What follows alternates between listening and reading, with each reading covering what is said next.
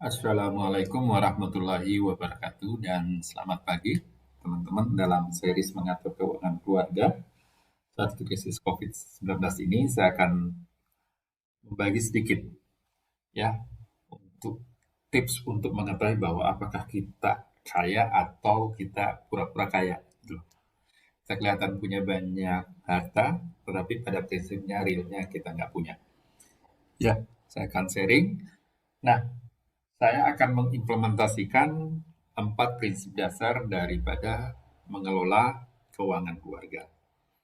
Nah, mungkin buat teman-teman yang baru lihat video ini, mungkin bisa lihat video-video mengenai mengatur keuangan keluarga sebelumnya. Ya, teman-teman bisa lihat di video yang ketiga dan keempat. Nah, ini adalah video yang kelima saya. Nah, saya akan coba. Nah, ini adalah kita berharap bahwa peserta atau teman-teman yang lagi lihat video ini mau dan mampu untuk bisa melihat harta dia, hutang-hutang dia, atau real aset yang dia punya sekarang itu berapa. Nah, terus kemudian setelah melihat, nah nanti bisa direfleksikan ke cash flow bulanan dalam bentuk cicilan. Nanti terefleksi ke sana. Jadi jangan sampai nanti kita kayak orang kaya baru, tapi kita punya beban-beban. Selain beban sosial, kita juga punya beban keuangan. Nah, sehingga di sini ya, sebutnya bahwa apakah ya teman-teman nanti di sini ya, itu kita bisa lihat bahwa apakah saya benar-benar kaya atau hanya pura-pura kaya. Ya, nah nanti. Oke, nanti kita akan coba lihat. Nah, ini ada contoh kasus. Contoh kasus nih ada dua orang karyawan. Ya, yang pertama itu adalah si TT. Terus kemudian yang kedua adalah si DM. Ya, nah kasusnya adalah 5 tahun yang lalu mereka masuk di dalam perusahaan yang sama.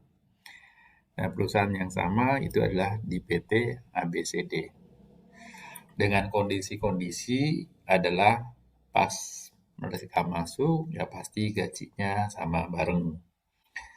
Terus kemudian tiap tahun ya ada asumsi kenaikan penyesuaian gaji terhadap inflasi sebesar 10%. Mereka kadang punya penghasilan tambahan, bisa dalam bentuk tadi overtime atau penghasilan tambahan.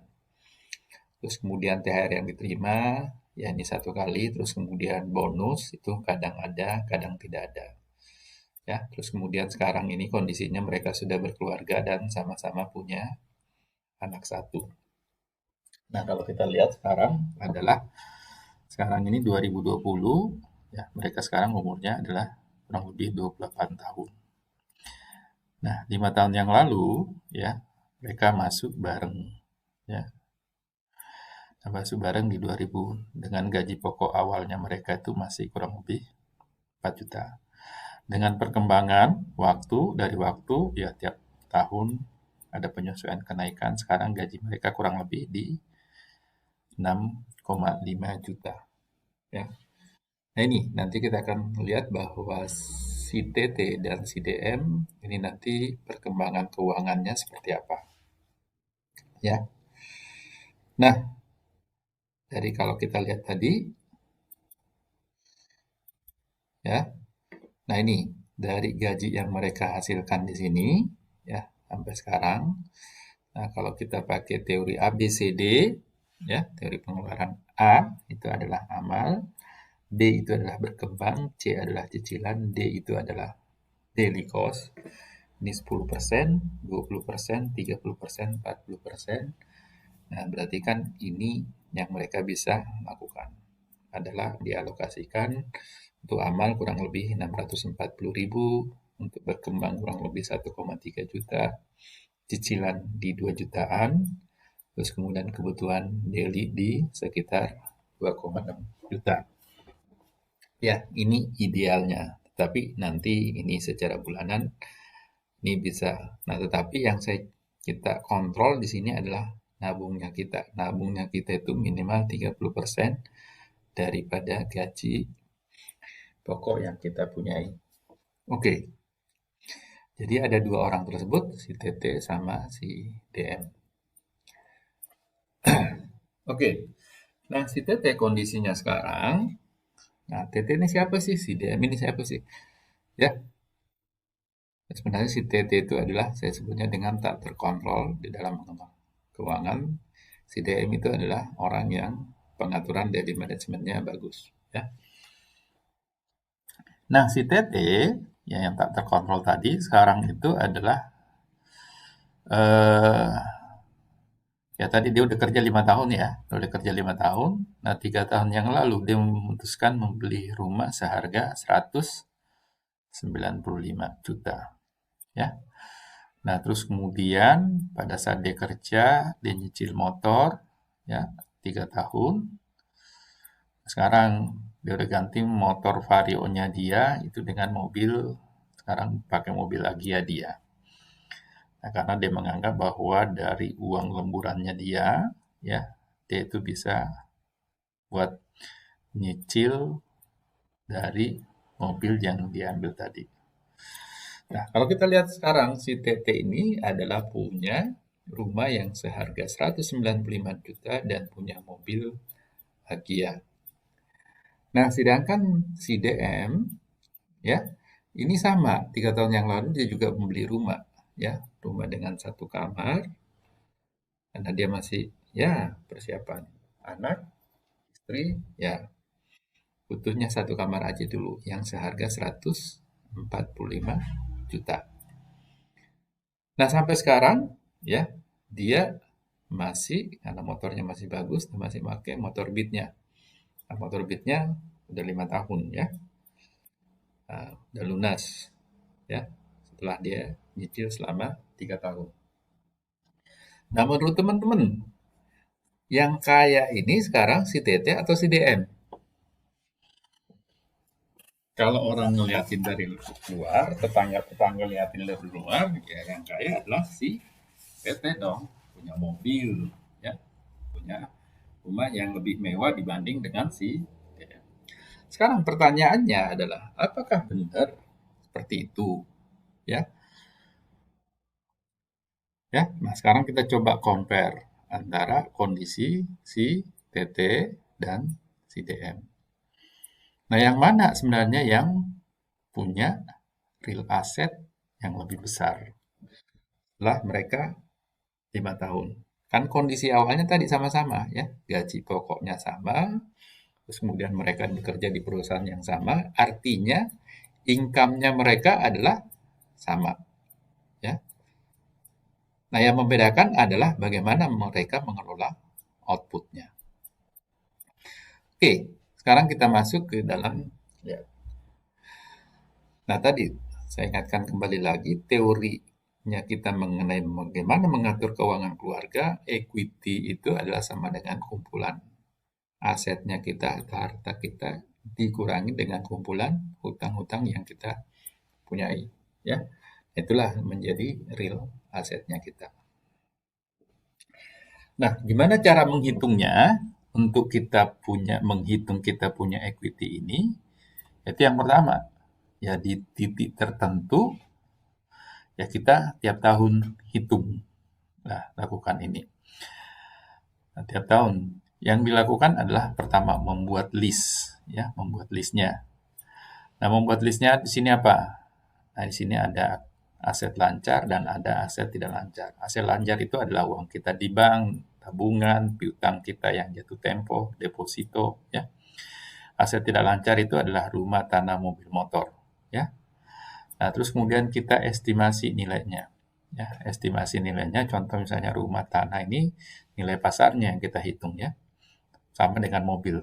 Ya, meskipun beli barunya misalnya 245 juta, sekarang setelah dipakai 2 tahun jadi berapa ya. Nah, ini contoh. Contoh tadi misalnya si TT. Si TT itu punya mobil. Ya, sekarang harganya 90 juta. Nah, padahal waktu dia ngambil adalah kurang lebih 158 juta. Dia udah nyicil kurang lebih setahun. Nah, nilai yang dimasukkan di sini bukan 158 juta, tetapi 99 juta. Karena pada saat dia jual mobilnya, nilainya itu tinggal segini. Meskipun awal ngutangnya dia segini. Ya. Nah, terus kemudian rumah. Nah, ini rumah 195 juta. Dia baru nyicil tadi berapa tahun? Baru nyicil 3 tahun. Nah, 3 tahun kalau misalnya, nah ini bisa jadi naik atau bisa jadi turun. Ya, tapi biasanya kalau 3 tahun rumah masih baru, dan ini harganya masih mirip-mirip lah. Ya.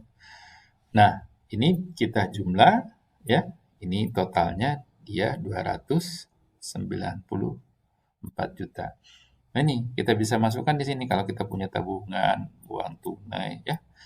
Ini item-itemnya. Kalau punya tanah, ya, rumah 1, rumah 2, ada apartemen, ada utang, ini dimasukin aja semua di sini, ya. Supaya nanti kita tahu kita punya aset itu ada berapa, ya. Itu adalah step yang pertama. Kita akumulasi dulu semuanya kita punya aset atau harta. Nah, yang kedua adalah kita mengakumulasi kita punya hutang-hutang yang kita punyai. Baik itu hutang kartu kredit, hutang KPR, kendaraan bermotor, atau yang lainnya. Nah, ini contoh tadi. Nah, contoh yang dihitung, contoh misalnya untuk KPR. KPR gimana cara menghitungnya di sini?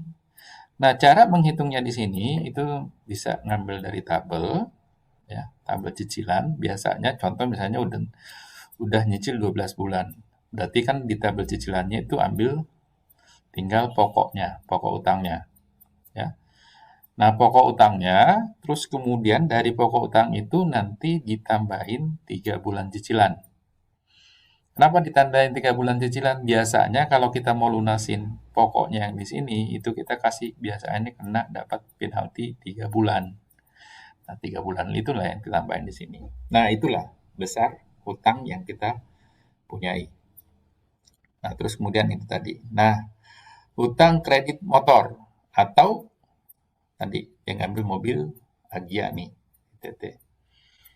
Nah, itu tadi sama kurang lebih pokoknya berapa, terus kemudian ditambahin cicilan 3 bulan berapa. Nah, itu jatuh-jatuhnya. Nah, ini kurang lebih 253. Ya, 253. Nah, ini contoh tadi saya ngambil contohnya si TT, ya, yang udah punya mobil. Nah, tadi pemasuk dia punya total aset itu 294 juta, sedangkan dia punya total hutang 253 juta, ya. Nah, sehingga 294 juta dia punya total harta, sedangkan hutangnya dia 253. Nah, sehingga equity atau real asetnya dia sebenarnya cuma 41 juta. Ya, 41 juta. Nah, ini sangat riskan. Karena apa? Dia punya harta itu cuma 14% dari yang kelihatan. Ya, idealnya harta kita itu adalah 60%. Jadi hutang kita itu di level cuma 30 sampai 40%. Oke, nah itu sedikit ya cara kita bagaimana ya menghitung equity yang kita lakukan. Nah, buat teman-teman ya yang mau melihat lagi kelanjutan bahwa komparasi antara si TT sama si DM, nanti saya akan sharing di video berikutnya. Terima kasih. Assalamualaikum warahmatullahi wabarakatuh.